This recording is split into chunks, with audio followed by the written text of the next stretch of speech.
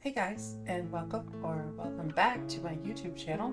I am Sarah Bourgeois, and I am here to draw badly and make fun of myself for it. Oh, but I also have another spooky story for you guys today.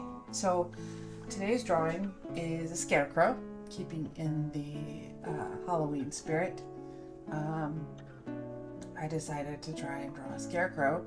As you can see, I've already outlined him, and then I did the green stuff at the bottom. I guess it's grass. I probably should have drawn like corn. That would have taken a really long time to draw that much corn. Or maybe like soybeans. I thought about doing soybeans, but then I figured you guys probably wouldn't know what that was anyway. Oh, also, I don't know how to draw soybeans. So I went with the vague green spiky things. And I went ahead and colored those and filled them in because I didn't figure you guys would want to watch me do that. Maybe you did. I don't know. I don't know what you're into. I'm not here to judge, but right now I'm just doing the scarecrow part. So coloring in his hat. As you can see, his brim is uneven. I don't know. I do the same thing with potion bottles where I'm fine on one side and the other side I swoop way out. But that's okay. We'll just pretend like we're looking at him from an angle or something. I think the hat came out pretty good. I'm also really proud of how his round little face came out. I don't know. It's not perfect, it's not symmetrical, but I thought it came out really cute. I'm also really proud here because I managed to, look at that guys, I managed to fill it or outline it with the color without messing it up. It's a major accomplishment around here to do something like that, so I'm going to give myself credit. I'm not really sure how long it will take for me to read the story, so I guess without further ado, let's get into the Watcher in the Field. Crow's Hollow wasn't much more than a smudge on the map of rural Illinois, but it was home to the finest cornfield this side of Iowa. Old Man Corbin's farm stretched for acres, its rows of green stalks swaying gently in the summer breeze. Folks said the corn was so sweet it would make your teeth ache. But when autumn came and the nights grew long, nobody ventured near that field after sunset. They say Old Man Corbin vanished some 15 years back. Some claimed he was done in by drifters. Others whisper about a deal gone sour with forces best left unnamed. His body was never found, but everyone agreed. Corbin's spirit still watched over his beloved field. Jimmy Rollins had heard the stories all his life, but at 16 he was too old for such nonsense. So when his friends dared him to sneak into the cornfield on the night of the harvest moon, he didn't hesitate. Bet you can't stay in there for more than a half hour, taunted Mike, the oldest of the group. You're on, Jimmy grinned, his bravado masking the slight tremor in his voice. As dusk fell, a heavy mist began to roll in from a nearby river. Jimmy watched his breath cloud in the chill air as he approached the edge of the field. The corn stood tall and silent, like soldiers standing attention. His friends watched too, standing across the street. They wouldn't even come over to the side of the field. It was like they knew that what he was doing was stupid, and they were waiting for him to call it off. But Jimmy wouldn't dare. He had said he was going in. So, with a deep breath, he plunged into the rows. The rustling of leaves seemed unnaturally loud in the stillness. Each step took him deeper into the maze of stalks, the mist curling around his ankles. After what felt like hours, Jimmy stumbled into a small clearing. There, bathed in the moonlight, stood a scarecrow he'd never seen before. Its head, a burlap sack stuffed with straw, tilted at an unnatural angle. Black button eyes gleamed wetly in the pale light. Jimmy's heart hammered in his chest. He could have sworn those eyes followed him as he skirted the edge of the clearing. A sudden caw made him jump. A large crow had settled on the scarecrow's shoulder, its beady eyes fixed on Jimmy. As he watched, more crows appeared, their wings beating the air into a frenzy. Panicking, Jimmy turned to run, but the corn seemed to close in around him. Leaves slashed at his face, and he stumbled blindly forward. "Mike, Tom, anyone," he yelled, but his only answer was the echo of the crow's cries.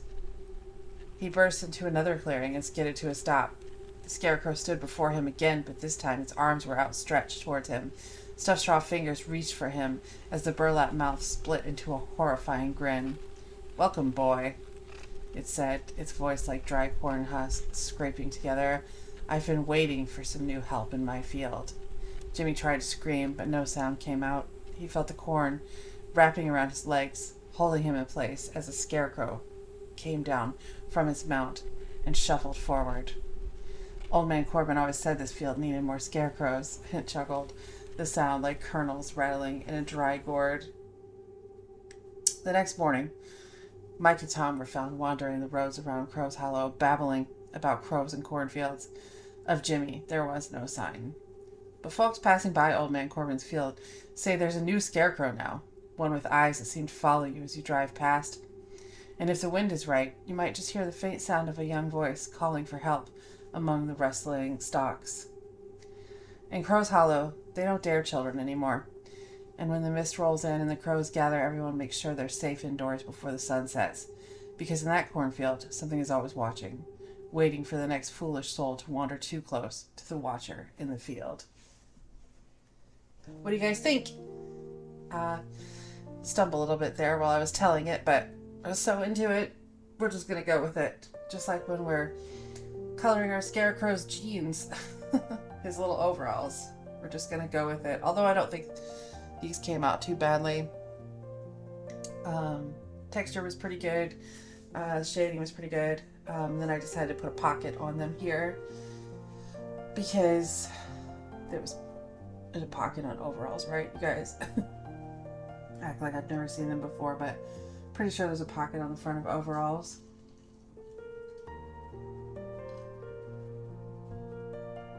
Alright, and then I think at this point I wasn't quite sure what to do. I'm not... Oh, right. He's a scarecrow. He's got to have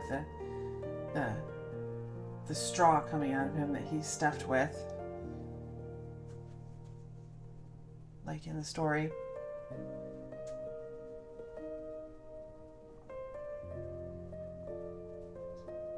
Scarecrow stood before him, but this time his arms were outstretched. Straw-stuffing fingers reached for him as the burlap mouth split into a horrifying grin. So yeah, we've got our straw-stuffing fingers sticking out. I did them with one color. Tried to add a little definition with a second color. Actually, these came out pretty good too, compared to... I was a little worried that I wouldn't be able to do this without making it look like a jumbled mess, which I guess it's supposed to look like a jumbled mess, right? Because it's straw sticking out. I also didn't draw the sleeves evenly, but I figured it was okay if the sleeves weren't even and the pants weren't even, because again, this isn't a person, right? It's not a person. It's some clothing stuffed with straw. There's definitely nobody in there or anything like that, right, guys? So I could tell you this. I don't necessarily know that scarecrows freak me out so much, although they kind of do. But cornfields definitely do. And I've grown up around them. I'm one house away from a cornfield now. Well, it's a soybean field this year, but usually it's a cornfield. And I've lived in many houses that were either right up against a cornfield or were very close. If you drive through my part of Illinois, anywhere outside of town, it's nothing but cornfields on the side of them. But they freak me out for real. Like if I drive into the country, if I was driving to the country, when the corn is high, I don't like it at all. Here I was trying to decide what to do because I outlined my lime green shirt with a dark pencil. So then I don't know why I did that. It looked fine though. Looking back at it now, it looked fine. But I decided to make the shirt plaid, and I think that was definitely a risk. I think I did a pretty good job with it though. It turned out okay. But anyway, cornfields. I don't like the country. It freaks me out. It always has. Uh, if I'm out in the country, I don't like going down the highway. I like to stick to the interstates. Um, I don't know what it is about being out there. I didn't grow up. I mean, I grew up surrounded by corn, but I did not grow up out in the country, so I don't like it. Um, probably it's probably like I don't know. I say this in all jest, but it's probably childhood trauma from being told by my father my whole life that there's like a corn wolf out in the corn.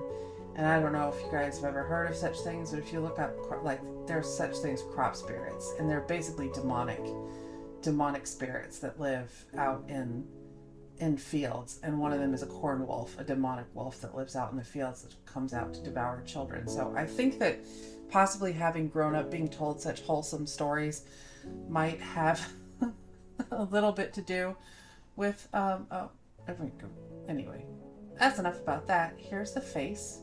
I really liked the way the face came out. It really elevated him from just being a badly drawn scarecrow to being full spoopy. Like, he's totally spoopy, and I love it.